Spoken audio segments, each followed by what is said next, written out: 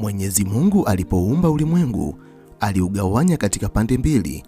Upo ulimwengu wa kiroho na upo ulimwengu wa kimwili. Ulimwengu wa kiroho ni ule ulimwengu ambao macho yetu ya damu na nyama hayawezi kutazama, wala mikono yetu haiwezi kuugusa.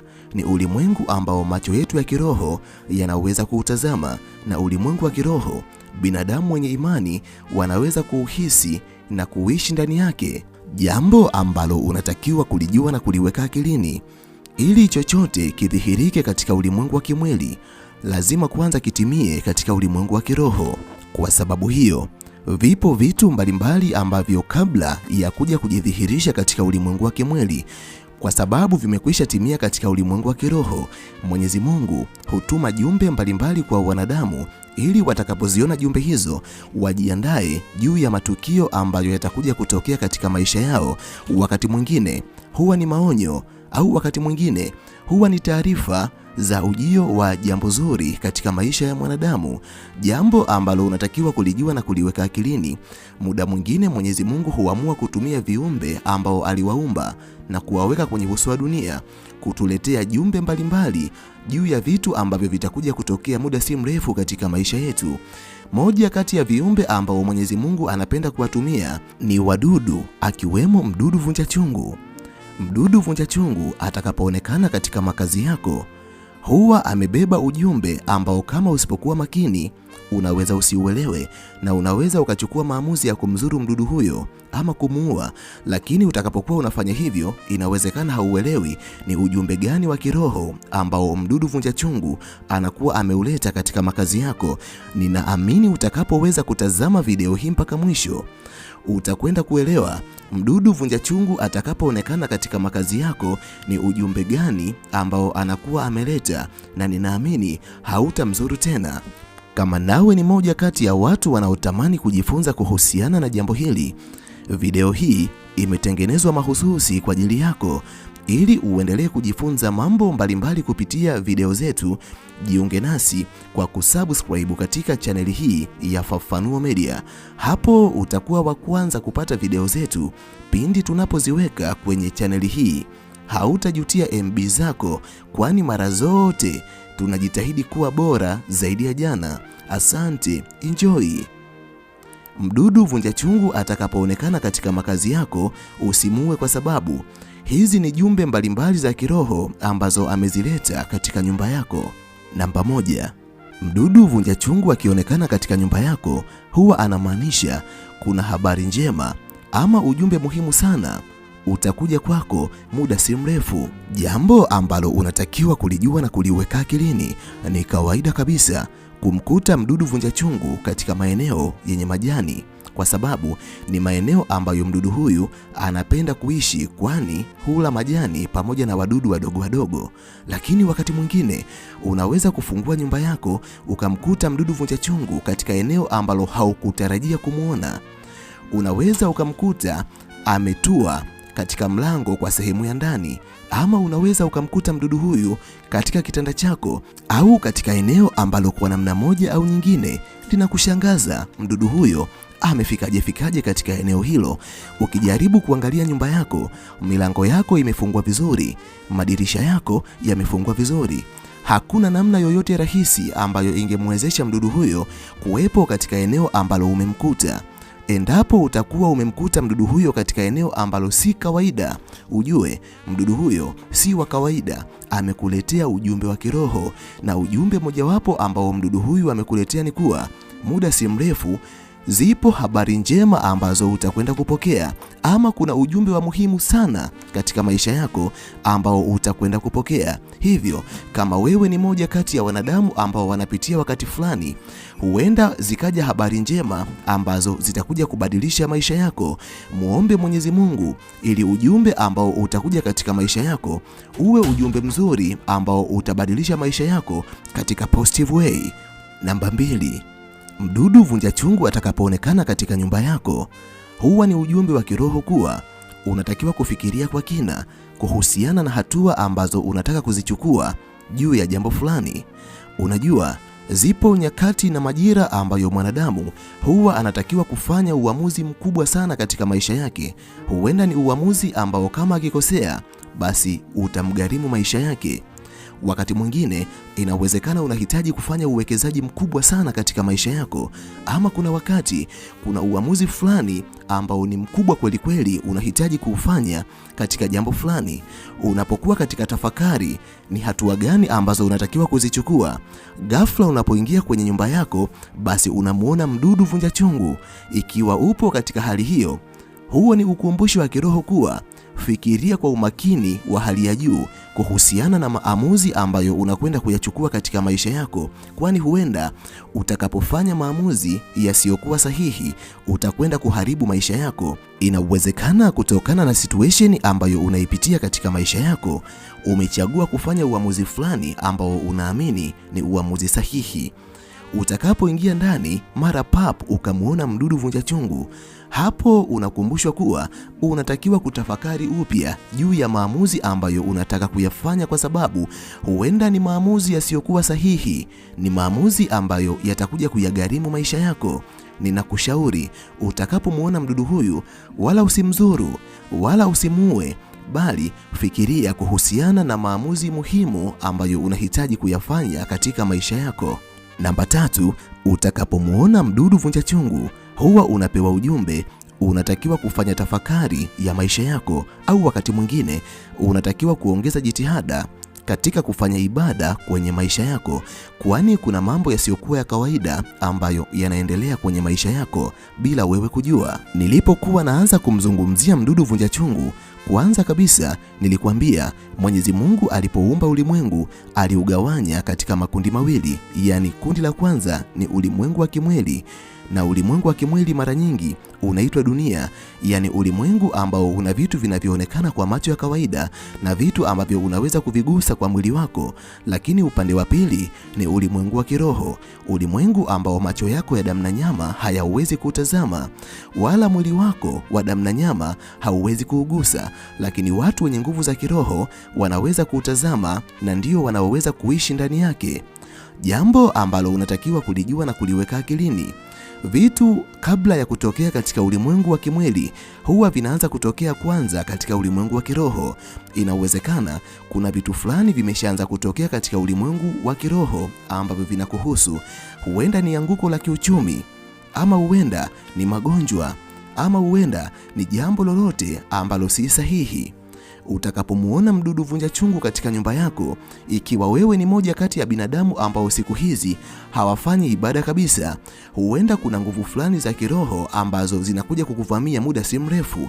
Huenda washirikina wanakwenda kukutumia nguvu zao na wanakwenda kufunga biashara zako, wanakwenda kukuweka katika ulimwengu wa giza wenye vifungo bila wewe mwenyewe kujua. Hivyo huo ni wakati ambao unakumbushwa kuwa embu tafakari kuhusiana na mwenendo wako wa maisha. Je, umepotoka ama upo kwenye njia sahihi? Lakini pia ongeza jitihada katika kufanya ibada, kwa sababu huenda umekaa mbali na Mwenyezi Mungu.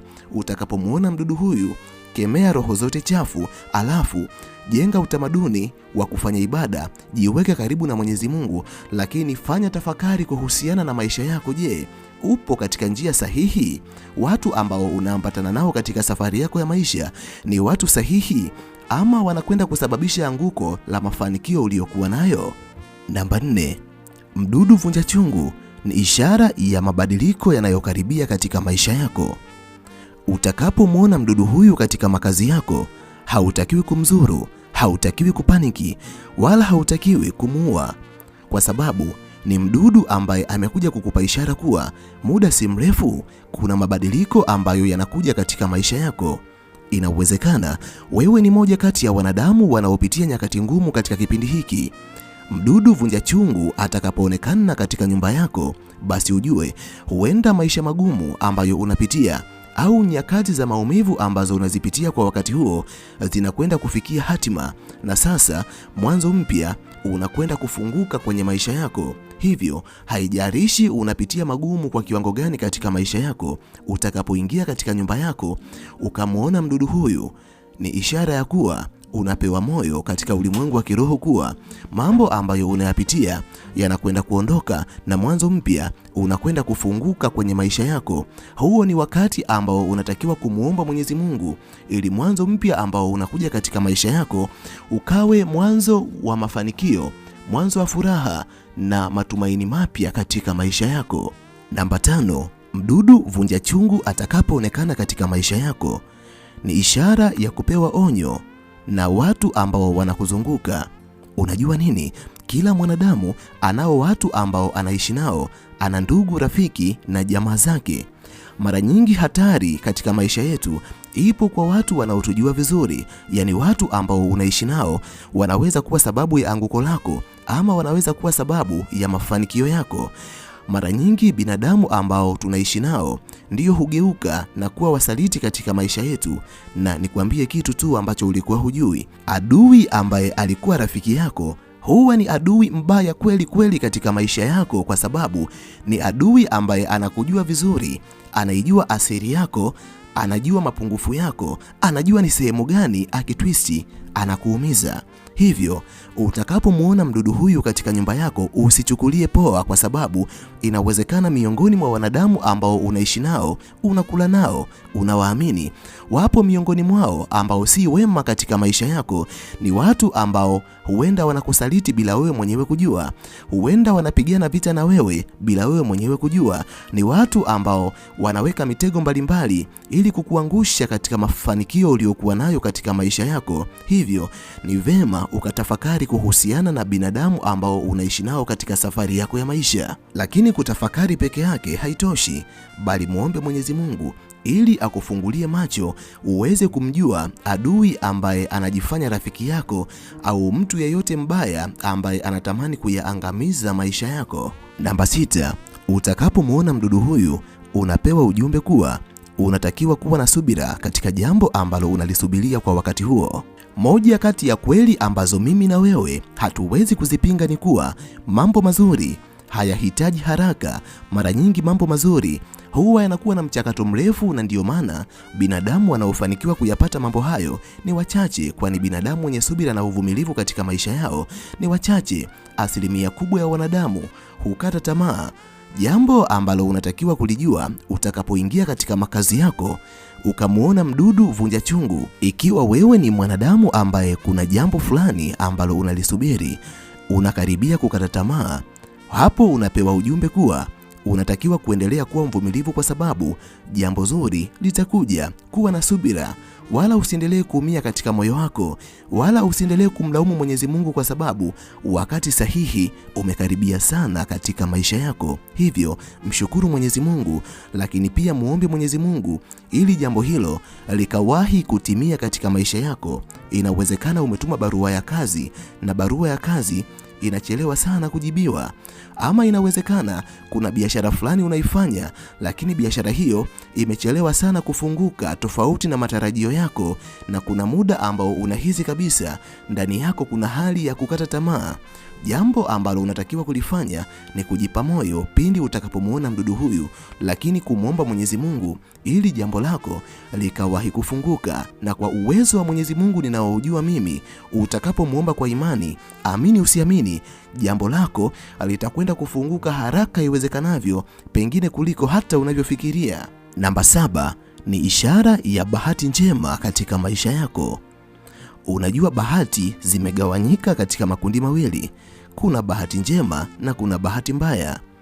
Bahati mbaya hakuna mwanadamu ambaye anatamani iweze kutokea katika maisha yake, kwani bahati mbaya huja na nuksi, mikosi pamoja na umaskini. Lakini bahati njema ni moja kati ya bahati ambazo kila mwanadamu angetamani iweze kutokea katika maisha yake, kwa sababu bahati njema huja na baraka za Mwenyezi Mungu, huleta mafanikio ya kweli, huleta amani, huleta furaha na chochote ambacho mwanadamu anakihitaji katika maisha yake. Jambo ambalo unatakiwa kulijua na kuliweka akilini. Mdudu vunja chungu atakapoonekana katika nyumba yako, basi kuna jambo zuri ambalo ni bahati njema litakwenda kutokea katika maisha yako. Kama wewe ni mwanadamu ambaye unapitia nyakati ngumu, huenda nyakati ngumu ambazo unazipitia zinakwenda kuondoka, ama utakwenda kupata kitu kikubwa kweli ambacho haukutarajia katika maisha yako, ambacho Mwenyezi Mungu ameamua kukupatia, kwa sababu Mwenyezi Mungu hataki kukufanyia surprise. Ametanguliza ishara, na ishara ambayo anakuonesha ni ishara ya mdudu vunja chungu. Kama hauelewi, hautaelewa, lakini kama wewe ni mtu wa kiroho, utakapomuona mdudu huyu katika makazi yako, lazima utamshukuru Mwenyezi Mungu na utamuomba Mwenyezi Mungu ili bahati njema ambayo inakwenda kutokea katika maisha yako ikawe bahati kubwa kweli ambayo itakwenda kubadilisha maisha yako. Namba 8, huwa unakumbushwa kuzingatia mambo madogo ambayo unayapuuza katika maisha yako. Unajua nini? Katika maisha ambayo tunaishi, kuna baadhi ya mambo ambayo kwa macho ya kawaida huwa tunayaona kama mambo madogo, lakini mambo hayo ambayo tunayaona kama madogo yana impact kubwa kweli katika maisha yetu. Huenda mambo hayo ndiyo sababu ambayo inapelekea tushindwe kufanikiwa katika maisha yetu. Jambo ambalo unatakiwa kulifanya katika maisha yako, kama wewe ni moja kati ya wanadamu wenye kawaida ya kupuuza vitu vidogo katika maisha yako, ujue kabisa vitu hivyo vina madhara makubwa sana katika maisha yako. Inawezekana ugumu wa maisha ambao unaopitia leo unatokana na tabia yako ya kupuuza vitu vidogo katika maisha yako. Utakapomuona mdudu huyo, anza kuvizingatia vitu hivyo, na utakapoweza kuvizingatia vitu hivyo, amini usiamini, utaona maisha yako yakienda kubadilika katika kiwango cha hali ya juu tofauti na yalivyokuwa mwanzo. Namba 9, mdudu vunja chungu atakapoonekana katika makazi yako, hapo unakumbushwa kuacha kufanya maamuzi ambayo unahitaji kuyafanya. Badili maamuzi yako, tanguliza busara na hekima, na maamuzi yako ya bezi katika busara na hekima. Kwa sababu wanadamu wameumbwa wakiwa na akili kuliko viumbe wengine, zipo nyakati ambazo wanadamu hufanya maamuzi mbalimbali kutokana na scenarios mbalimbali ambazo wanakutana nazo katika maisha yao. Kuna wakati ambao mwanadamu anaweza kuwa amefanya maamuzi fulani na sasa anaelekea katika utendaji, lakini mwanadamu huyo anaporudi katika nyumba yake anamkuta mdudu vunja chungu katika sehemu ambayo hakutarajia kabisa kumkuta. Utakapomkuta vunja chungu katika sehemu ambayo haukutarajia kumkuta, ikiwa kuna maamuzi fulani ambayo ulikuwa umeyafanya kwa haraka, aidha kwa sababu ya hasira zako ama kwa sababu ya hisia zako, huo ni wakati ambao hautakiwi kuendelea na utendaji kutokana na maamuzi yako. Unatakiwa kuyasitisha haraka sana maamuzi hayo, na kisha tafakari upya, na unapotafakari tanguliza busara na hekima. Utakapoweza kufanya hivyo, amini usiamini, maamuzi yako yatakwenda kuwa na matokeo chanya katika maisha yako. Namba 10, mdudu vunja chungu ni ishara ya kuimarisha uhusiano wako na Mwenyezi Mungu au kuimarisha maisha yako ya kiroho. Wakati mwingine kwa sababu ya mambo mbalimbali ambayo tunayapitia katika maisha yetu, huwa tunajikuta tumefanya matendo ambayo ni chukizo kwa Mwenyezi Mungu, na kwa sababu hiyo Mwenyezi Mungu anakaa mbali nasi. Au wakati mwingine tunajikuta kabisa tumeachana na mambo ya kiroho. Kwa sababu hiyo maisha yetu yanakuwa na upotofu mkubwa mbele ya Mwenyezi Mungu.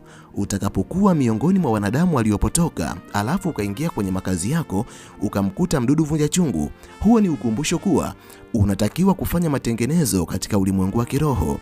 Rudi katika ibada, jiweke karibu na Mwenyezi Mungu, kwa sababu siku zote Mwenyezi Mungu angependa tuwe karibu naye, tumtii, tumheshimu na tumuabudu yeye. Yapo mengi ya kuzungumza, lakini kwa sababu ya usalama wa MB zako sina budi kuishia hapa.